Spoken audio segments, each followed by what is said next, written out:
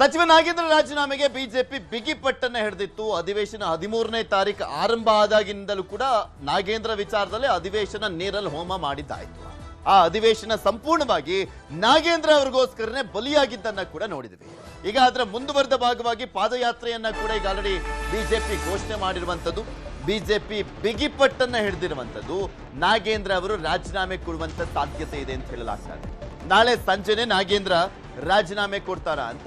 ನಾಳೆ ದೆಹಲಿಯಿಂದ ಸಿಎಂ ಬೆಂಗಳೂರಿಗೆ ವಾಪಸ್ ಆಗ್ತಾ ಇದ್ದಾರೆ. ಈ ಸಂದರ್ಭದಲ್ಲಿ ರಾಜೀನಾಮೆ ಕೊಡುವಂತ ವಿಚಾರಕ್ಕೆ ಸಂಬಂಧಪಟ್ಟಂತೆ ತೀರ್ಮಾನ ಆಗುತ್ತಾ? ಸಂಜೆ 7:30ಕ್ಕೆ ದೆಹಲಿಯಿಂದ ವಾಪಸ್ ಆಗಲಿರುವಂತದ್ದು ಮುಖ್ಯಮಂತ್ರಿಗಳು ಹೈಕಮಾಂಡ್ ನಾಯಕರ ಜೊತೆ ರಿಸೈನ್ ಬಗ್ಗೆ ಚರ್ಚೆಯನ್ನ ಮಾಡಲಿದ್ದಾರೆ.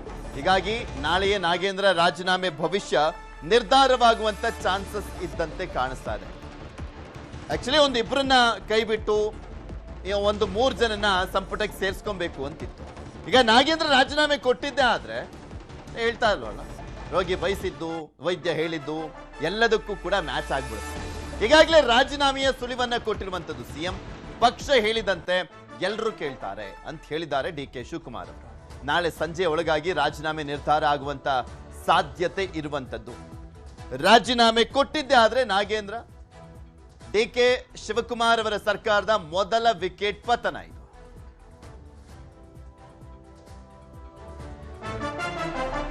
ಹೈಕಮಾಂಡ್ ಭೇಟಿಗೆ ಸಿಎಂ ತೆರಳ್ತಾ ಇರುವಂತ ಹಿನ್ನೆಲೆಯಲ್ಲಿ ಸಿಎಂ ಭೇಟಿಯನ್ನ ಮಾಡಲಿದ್ದಾರೆ ಸಚಿವ ನಾಗೇಂದ್ರ. ಇಂದು ಸಂಜೆ ಅಥವಾ ರಾತ್ರಿ ಡಿ.ಕೆ. ಶಿವಕುಮಾರ್ ಅವರನ್ನ ಭೇಟಿ ಮಾಡುವಂತ ಸಾಧ್ಯತೆ ಇದೆ. ಯಾಕೆಂದ್ರೆ ವಾಲ್ಮೀಕಿಯಲ್ಲಿ ಆದಂತ ಹಗರಣ ಇದೆಯಲ್ಲ, ದೊಡ್ಡ ಹಗರಣ ಅದು. ಇವನ್ ಆನ್ ದ ಫ್ಲೋರ್ ಸಿದ್ದರಾಮಯ್ಯನವರೇ ಒಪ್ಕೊಂಡಿದ್ದಾರೆ. ಇನ್ನ ಸಿಬಿಐ ಇಡಿ ತನಿಖೆ ಆಗ್ತಾ ಇದೆ. ಸಿಬಿಐ ಪ್ರಾಸಿಕ್ಯೂಷನ್ಗೋಸ್ಕರ ರಾಜ್ಯಪಾಲರ ಕದ ತಟ್ಟಿರುವಂತದ್ದು. ಅವ್ರು ಏನ್ ಮಾಡ್ತಾರೋ ಗೊತ್ತಿಲ್ಲ. ಎಂಥ ಸಂದರ್ಭದಲ್ಲಿ ಪಾದಯಾತ್ರೆ, ಸ್ಪೆಷಲಿ ವಾಲ್ಮೀಕಿ ಸಮುದಾಯ ಅತಿ ಹೆಚ್ಚಾಗಿ ಇರುವಂತ ಕ್ಷೇತ್ರಗಳಲ್ಲಿ ಈ ಪಾದಯಾತ್ರೆಯನ್ನ ಮಾಡಲಾಗ್ತಾ ಇರುವಂತದ್ದು. ಮುಂದೆ ಎಫೆಕ್ಟ್ ಆಗುವಂತ ಚಾನ್ಸಸ್ ಇದೆ ಅನ್ನುವಂತ ಒಂದು ಅನಾಲಿಸಿಸ್ ಆಗ್ತಾ ಇರುವಂತದ್ದು ಕಾಂಗ್ರೆಸ್ ಪಕ್ಷದಲ್ಲಿ. ಸಿಎಂ ಭೇಟಿ ಮಾಡಿ ಸಮಾಲೋಚನೆಯನ್ನ ಮಾಡಲಿದ್ದಾರೆ ನಾಗೇಂದ್ರ ಅಂತ ಹೇಳಲಾಗ್ತಾ ಇದೆ. ಸಮಾಲೋಚನೆ ಮಾಡಿ ರಿಸೈನ್ ಮಾಡುವಂತದ್ರ ಬಗ್ಗೆ ನಿರ್ಧಾರವನ್ನ ಪ್ರಕಟ ಮಾಡ್ತಾರ, ಕಾದು ನೋಡ್ಬೇಕು. ಬಟ್ ಇಂಟ್ರೆಸ್ಟಿಂಗ್ ನಾಗೇಂದ್ರ ವಿಚಾರದಲ್ಲಿ. ಯಾಕಂದ್ರೆ ಅವರಿಗೆ ಸಚಿವ ಸ್ಥಾನ ಕೊಟ್ರೆ ಈ ಒಂದು ವಿಚಾರ ಪ್ರಸ್ತಾಪ ಆಗೇ ಆಗುತ್ತೆ ಅನ್ನುವಂಥದ್ದು ಗೊತ್ತಿದ್ದು ಕೂಡ ಕೊಟ್ಟಿದೆಯಲ್ಲ, ಇದು ಕೂಡ ಒಂದು ರೀತಿಯ ಆಶ್ಚರ್ಯ. ಅವರು ದಲಿತರನ್ನ ಟಾರ್ಗೆಟ್ ಮಾಡ್ಲಾಗ್ತಾ ಇದೆ ಅಂತ ಹೇಳ್ತಾ ಇರ್ಬೋದು, ಅದೆಲ್ಲವೂ ಕೂಡ ಮಣ್ಣು ಮಸಿ ಅಷ್ಟೇ. ಇವರು ದಲಿತರು ಅಂತ ಏನ್ ಟಾರ್ಗೆಟ್ ಮಾಡ್ತಾ ಇಲ್ಲ, ವಾಲ್ಮೀಕಿ ವಿಚಾರದಲ್ಲೇ ಬಿಜೆಪಿ ಟಾರ್ಗೆಟ್ ಮಾಡ್ತಾ ಇರುವಂಥದ್ದು. ಆ ರೀತಿಯಾಗಿ ದಲಿತರು ಅಂತಾನೆ ಟಾರ್ಗೆಟ್ ಮಾಡಂಗಿದ್ರೆ ಪರಮೇಶ್ವರ್ ಅವರು ಸೇರಿದಂತೆ ಸಾಕಷ್ಟು ಜನ ಇದ್ದಾರೆ. ಸತೀಶ್ ಜಾರಕಿಹೊಳಿ ಅವರು, ಮುನಿಯಪ್ಪನವರು, ಈ ರೀತಿಯಾಗಿ ಸಾಕಷ್ಟು ಜನ ಇದ್ದಾರೆ. ನಾಗೇಂದ್ರ ರಾಜೀನಾಮೆ ಕೊಡ್ತಾರೆ ಅನ್ನುವಂತ ವಿಚಾರಕ್ಕೆ ಕಾಂಗ್ರೆಸ್ ನಾಯಕರು ರಿಯಾಕ್ಷನ್ ಕೊಟ್ಟಿದ್ದಾರೆ. ಯಾರ್ಯಾರು ಏನೇನು ಮಾತನಾಡಿದ್ದಾರೆ ನೋಡೋಣ. ಸಂದರ್ಭದಲ್ಲಿ ನೀವೇನು ಪ್ರಶ್ನೆ ಕೇಳಿದ್ರಿ ಅದ್ರ ಬಗ್ಗೆ ಮಾಹಿತಿ ಇಲ್ಲ ನಮಗೆ. ಆದ್ರಿಂದ ಪ್ರತಿಕ್ರಿಯೆ ಏನೇ ಮಾಡೋದು ಸಹಿತ ಅದು ಸೂಕ್ತ ಆಗೋದಿಲ್ಲ. ಸದನದಲ್ಲಿ ಅದನ್ನೇ ವಿಷಯ ಮಾಡಿದರು. ಚರ್ಚೆ ಮಾಡಬೇಕು ಅಂತಂದ್ರೂ ಸಹಿತ ಚರ್ಚೆಗೆ ಮುಂದೆ ಬರಲಿಲ್ಲ. ಒಟ್ಟು ಅಧಿವೇಶನದ ಸಮಯವನ್ನೇ ವ್ಯರ್ಥ ಹಾಳು ಮಾಡಿಬಿಟ್ರು. ಮತ್ತೆ ಅದೇ ಪ್ರಯತ್ನವನ್ನು ಅದೇ ಪಟ್ಟನ್ನು ಇಟ್ಕೊಂಡು ಅವರು ಮುಂದೆ ಹೋಗ್ತಾ ಇದ್ದಾರೆ. ಆದರೆ ಅಧಿವೇಶನವನ್ನು ಯಶಸ್ವಿಯಾಗಿ ನಡೆಸಬೇಕಾಗಿತ್ತು.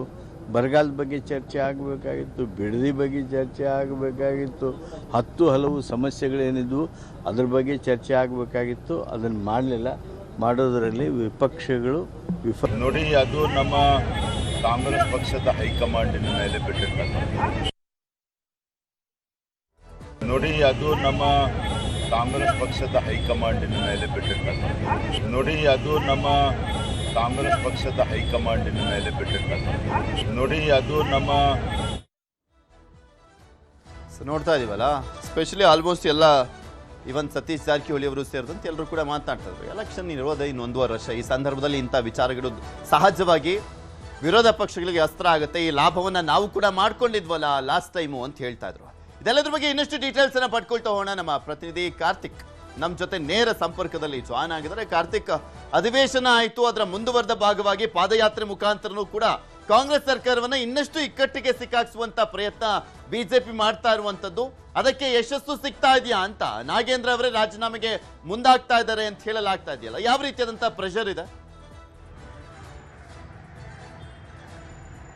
ಪೃಥ್ವಿ, ನಿಶ್ಚಿತವಾಗಿ ವಿಪಕ್ಷಗಳು ನಾಗೇಂದ್ರ ವಿಚಾರದಲ್ಲಿ ಅವರ ಪಟ್ಟನ್ನ ಮಾತ್ರ ಸಡಿಲಿಕೆನೆ ಮಾಡ್ತಾ ಇಲ್ಲ. ಅಧಿವೇಶನದಲ್ಲಿಯೂ ಕೂಡ ಅವರು ಸ್ಪಷ್ಟವಾಗಿ ಹೇಳ್ತಾ ಇದ್ರು, ನಾಗೇಂದ್ರ ಅವರ ರಾಜೀನಾಮೆಯ ನಂತರವೇ ಕಲಾಪವನ್ನು ನಾವು ನಡೆಯೋದಕ್ಕೆ ಬಿಡ್ತೇವೆ ಎನ್ನುವಂಥದ್ದು. ಅದರ ಮುಂದುವರೆದ ಭಾಗ ಎನ್ನುವಂಥದ್ದೇ ಈಗ ಅಧಿವೇಶನದ ನಂತರವೂ ಕೂಡ ಈಗ ಹೋರಾಟಕ್ಕೆ ಕರೆಯನ್ನ ಕೊಟ್ಟಿದ್ದಾರೆ. ಇಂಥ ಒಂದು ಸಂದರ್ಭದಲ್ಲಿ ಸರ್ಕಾರದ ಮೇಲೆಯೂ ಕೂಡ ಒತ್ತಡವೂ ಕೂಡ ಇದೆ. ಜೊತೆಗೆ ನಾಗೇಂದ್ರ ಅವರನ್ನ ರಾಜೀನಾಮೆ ಪಡಿಬೇಕಾ ಬೇಡವಾ ಅನ್ನುವಂಥ ನಿಟ್ಟಿನಲ್ಲಿಯೂ ಕೂಡ ಸಿಎಂ ಡಿ.ಕೆ. ಶಿವಕುಮಾರ್ ಅವರಿಗೆ ಗೊಂದಲವೂ ಕೂಡ ಸೃಷ್ಟಿಯಾಗಿದೆ. ಅದಕ್ಕೆ ಬಹಳ ಪ್ರಮುಖ ಕಾರಣ ಏನು ಅಂತಂದ್ರೆ ಬಿಜೆಪಿ ಈಗಾಗಲೇ ಪಾದಯಾತ್ರೆಯನ್ನು ಕೂಡ ಘೋಷಣೆ ಮಾಡಿರುವಂತದ್ದು.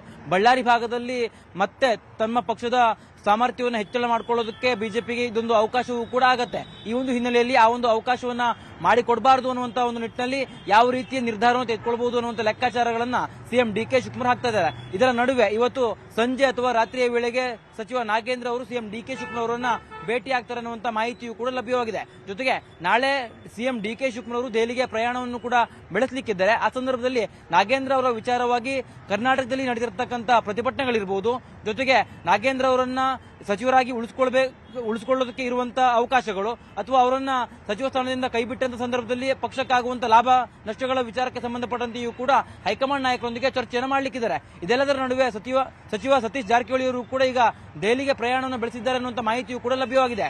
ಸಮುದಾಯದ ಸಚಿವನೊಬ್ಬನ ತಲೆದಂಡ ಆಗುವಂತ ನಿಟ್ಟಿನಲ್ಲಿ ವದಂತಿಗಳು ಬರ್ತಾ ಇರುವಂತಹ ಕಾರಣಕ್ಕಾಗಿ ಸಚಿವ ಸತೀಶ್ ಜಾರಕಿಹೊಳಿ ಅವರು ದೆಹಲಿ ನಾಯಕರೊಂದಿಗೆ ಮಾತುಕತೆಯನ್ನು ಮಾಡೋದಕ್ಕೆ ಪ್ರಯಾಣವನ್ನು ಬೆಳೆಸಿದ್ದಾರೆ ಅನ್ನುವಂಥ ಮಾಹಿತಿಯೂ ಕೂಡ ಲಭ್ಯವಾಗಿದೆ. ಒಟ್ಟಾರೆಯಾಗಿ ಸಚಿವ ನಾಗೇಂದ್ರ ಅವರಿಗೆ ಏನು ವಾಲ್ಮೀಕಿ ನಿಗಮದ ಹಗರಣಕ್ಕೆ ಸಂಬಂಧಪಟ್ಟಂತೆ ಅವರನ್ನ ರಾಜೀನಾಮೆ ಪಡೆಯಬೇಕು ಅನ್ನುವಂಥ ನಿಟ್ಟಿನಲ್ಲಿ ವಿಪಕ್ಷಗಳು ಒತ್ತಡವನ್ನು ಹೇರ್ತಾ ಇದೆಯಲ್ಲ, ಈ ಒಂದು ವಿಚಾರವಾಗಿ ಸರ್ಕಾರದಲ್ಲಿ ಮತ್ತು ಕಾಂಗ್ರೆಸ್ ಪಕ್ಷದಲ್ಲಿ ಸಾಕಷ್ಟು ಒತ್ತಡಗಳು ಸೃಷ್ಟಿಯಾಗಿದೆ. ಒತ್ತಡ ಅನ್ನೋದ್ರ ಜೊತೆಗೆ ಕಾರ್ತಿಕ್, ಇಲ್ಲಿ ನಾನು ಆಗ್ಲೇ ಹೇಳ್ತಾ ಇದ್ನಲ್ಲ, ರೋಗಿ ಬಯಸಿದ್ದು ವೈದ್ಯ ಹೇಳಿದ್ದು ಎರಡೂ ಕೂಡ ಒಂದೇ ಆಯ್ತು ಅಂತ. ಯಾಕೆಂದ್ರೆ ಒಂದಿಬ್ಬರಿಗೆ ಕೊಟ್ಬಿಟ್ಟು ಟೋಟಲಿ ಒಂದು 3 ಜನನ್ನ ಸಂಪುಟಕ್ಕೆ ಸೇರ್ಸ್ಕೋಬೇಕು ಅನ್ನುವಂತ ಲೆಕ್ಕಾಚಾರಗಳು ಮಾತುಗಳು ಕೇಳಿ ಬರ್ತಾ ಇತ್ತಲ್ಲ, ಅದಕ್ಕೊಂದು ಸ್ವಲ್ಪ ಇನ್ನು ಪ್ಲಸ್ ಆದಂತೆ ಆಗುತ್ತೆ ಅಕಸ್ಮಾತ್ ನಾಗೇಂದ್ರ ಏನಾದ್ರೂ ರಾಜೀನಾಮೆ ಕೊಟ್ಟಿದ್ದೆ ಆದ್ರೆ. ಪೃಥ್ವಿ, ಆ ರೀತಿಯಾಗಿ ವಿಶ್ಲೇಷಣೆಯನ್ನು ಮಾಡೋದಕ್ಕಾಗೋದಿಲ್ಲ. ಯಾಕೆಂದ್ರೆ ಎಸ್ಟಿ ಸಮುದಾಯದ ನಾಯಕನೊಬ್ಬನಿಗೆ ನೀವು ಸಚಿವನನ್ನಾಗಿ ಮಾಡಿ ತದನಂತರದಲ್ಲಿ ಕೆಲವೇ ದಿನಗಳಲ್ಲಿ ಅವರನ್ನ ರಾಜೀನಾಮೆ ಪಡೆದ್ರಿ ಅಂತಂದ್ರೆ ಅದು ಕೂಡ ವಿಭಿನ್ನ ರೀತಿಯ ಒಂದು ರೀತಿಯಲ್ಲಿ ಅದು ಬೇರೆ ರೀತಿಯ ಸ್ವರೂಪವನ್ನು ಕೂಡ ಪಡ್ಕೊಳ್ಬಹುದು. ಜೊತೆಗೆ ನೀವು ಹೇಳಿದಂತೆ ಇಲ್ಲಿ ಸಚಿವ ನಾಗೇಂದ್ರ ಅವರನ್ನ ರಾಜೀನಾಮೆ ಪಡೆದಂತ ಸಂದರ್ಭದಲ್ಲಿ ಅದೇ ಸಮುದಾಯದ ಮಹಿಳೆಗೆ ಏನಾದರೂ ಅವಕಾಶವನ್ನು ಕೊಟ್ರೆ ಒಂದು ಸ್ಥಾನ ಲಭಿಸುತ್ತೆ. ಆ ಒಂದು ಸ್ಥಾನವನ್ನ ಬ್ಯಾಡಗಿ ಶಿವಣ್ಣ ಅವ್ರಿಗೂ ಕೂಡ ಕೊಡಬಹುದಾಗತ್ತೆ. ಆದ್ರೆ ಸಂಪುಟವನ್ನ ಏಕಾಏಕಿ 1.5 ತಿಂಗಳ ಅವಧಿಯ ಒಳಗಾಗಿ ಅಥವಾ 2 ತಿಂಗಳ ಅವಧಿಯ ಒಳಗಾಗಿ ಬದಲಾವಣೆ ಮಾಡುವಂತದ್ದು ಸರ್ಕಾರಕ್ಕೂ ಕೂಡ ಅದು ಒಂದು ಹಂತದಲ್ಲಿ ಹಿನ್ನಡೆ ಅಂತ ಅನ್ಸುತ್ತೆ. ಸ್ವತಃ ಸಿಎಂ ಡಿ.ಕೆ. ಶಿವಕುಮಾರ್ ಅವರಿಗೆ ಹಿನ್ನಡೆ ಆಯಿತು ಅನ್ನುವಂಥ ರೀತಿಯಲ್ಲಿ ಕೂಡ ಅದು ಚರ್ಚೆ ಆಗುತ್ತೆ. ಇಲ್ಲಿ 2 ಆಯ್ಕೆಗಳಿರುವಂತದ್ದು, ಒಂದು ನಾಗೇಂದ್ರ ಅವರನ್ನ ಉಳಿಸಿಕೊಳ್ಳುವಂಥದ್ದು ಅಥವಾ ನಾಗೇಂದ್ರ ಅವರನ್ನ ಕೈಬಿಟ್ಟು ಪುನಃ ಮತ್ತೊಮ್ಮೆ ಅವರನ್ನ ಸೇರ್ಪಡೆ ಮಾಡಿಕೊಳ್ಬೇಕಾದಂತ ಅನಿವಾರ್ಯತೆ ಸೃಷ್ಟಿಯಾಗುವಂತಹ ಸಾಧ್ಯತೆಗಳು ಇರುವಂತಹ ಕಾರಣಕ್ಕಾಗಿ ಸಿಎಂ ಡಿ.ಕೆ. ಶಿವಕುಮಾರ್ ಅವರು ಮತ್ತು ಕಾಂಗ್ರೆಸ್ನ ಹೈಕಮಾಂಡ್ ಯಾವ ರೀತಿ ನಿರ್ಧಾರವನ್ನು ತೆಗೆದುಕೊಳ್ಳುತ್ತೆ ಅನ್ನೋದನ್ನು ಕಾದು ನೋಡಬೇಕಾಗಿದೆ. ಜೊತೆಗೆ ಈಗ ಒಂದೊಮ್ಮೆ ನಾಗೇಂದ್ರ ಅವರ ರಾಜೀನಾಮೆಯನ್ನ ಪಡ್ಕೊಂಡ್ರೆ ಅದು ಬಿಜೆಪಿ ಮತ್ತು ವಿಪಕ್ಷಗಳ ಹೋರಾಟಕ್ಕೆ ಸರ್ಕಾರ ಮಣಿತು ಅನ್ನುವಂಥ ರೀತಿಯಲ್ಲಿಯೂ ಕೂಡ ಸಂದೇಶಗಳು ರವಾನೆ ಆಗುತ್ತೆ. ಈ ಒಂದು ಕಾರಣಕ್ಕಾಗಿ ಕಾಂಗ್ರೆಸ್ನ ಹೈಕಮಾಂಡ್ ಯಾವ ರೀತಿ ನಿರ್ಧಾರವನ್ನು ತೆಗೆದುಕೊಳ್ಳುತ್ತೆ ಅನ್ನೋದನ್ನ ಕಾದು ನೋಡಬೇಕು. ಒಟ್ಟಾರೆ ಸಿಎಂ ಡಿ.ಕೆ. ಶಿವಕುಮಾರ್ ಅವರು ನಾಳೆ ದೆಹಲಿಯಲ್ಲಿ ಹೈಕಮಾಂಡ್ ನಾಯಕರೊಂದಿಗೆ ಭೇಟಿಯನ್ನು ಮಾಡಿದಂತ ಸಂದರ್ಭದಲ್ಲಿ ಸಮಾಲೋಚನೆಯನ್ನು ಮಾಡ್ತಾರಲ್ಲ, ಆ ಸಂದರ್ಭದಲ್ಲಿ ಎಲ್ಲಾ ಪ್ರಶ್ನೆಗಳಿಗೂ ಕೂಡ ಉತ್ತರ ಸಿಗುವಂತ ಸಾಧ್ಯತೆಗಳಿರುವಂತದ್ದು. ಈಗ ಇರ್ತಕ್ಕಂಥ ಮಾಹಿತಿ ಪ್ರಕಾರ ನಾಗೇಂದ್ರ ಅವರನ್ನ ರಾಜೀನಾಮೆ ಕೊಡಿಸುವಂತ ನಿಟ್ಟಿನಲ್ಲಿ ಸಿಎಂ ಕೂಡ ಉತ್ಸುಕರಾಗಿದ್ದಾರೆ ಅನ್ನುವಂಥ ರೀತಿಯಲ್ಲಿಯೂ ಕೂಡ ಮಾಹಿತಿಗಳು ಲಭ್ಯ ಆಗ್ತಿದೆ. ಯಾವ ಕಾರಣಕ್ಕಾಗಿ ಅಂತಂದ್ರೆ ಸರ್ಕಾರಕ್ಕೆ ಕೆಟ್ಟ ಹೆಸರು ಬಂದಂತ ಸಂದರ್ಭದಲ್ಲಿ ಅದು 2028ರ ಚುನಾವಣೆ ವೇಳೆಗೆ ಮಾರಕ ಆಗಬಹುದು. ಜೊತೆಗೆ ಬಳ್ಳಾರಿ ಭಾಗದಲ್ಲಿ ಸರ್ಕಾರಕ್ಕೆ ಹಿನ್ನಡೆಯೂ ಕೂಡ ಆಗಬಹುದು, ಕಾಂಗ್ರೆಸ್ ಪಕ್ಷಕ್ಕೆ ಹಿನ್ನಡೆಯೂ ಆಗಬಹುದು ಅನ್ನುವಂಥ ಲೆಕ್ಕಾಚಾರಗಳು ಕೂಡ ಇರುವಂತದ್ದು. ಪೃಥ್ವಿರಾಜ್, ಓಕೆ, ನೋಡೋಣ ಏನೇನಾಗುತ್ತೆ ಅಂತ. ಧನ್ಯವಾದ ಕಾರ್ತಿಕ್ ನಿಮ್ಮೆಲ್ಲ ಮಾಹಿತಿಗಾಗಿ. ಮುಂದಿನ ಸುದ್ದಿ ಹೋರಾದ್ರೆ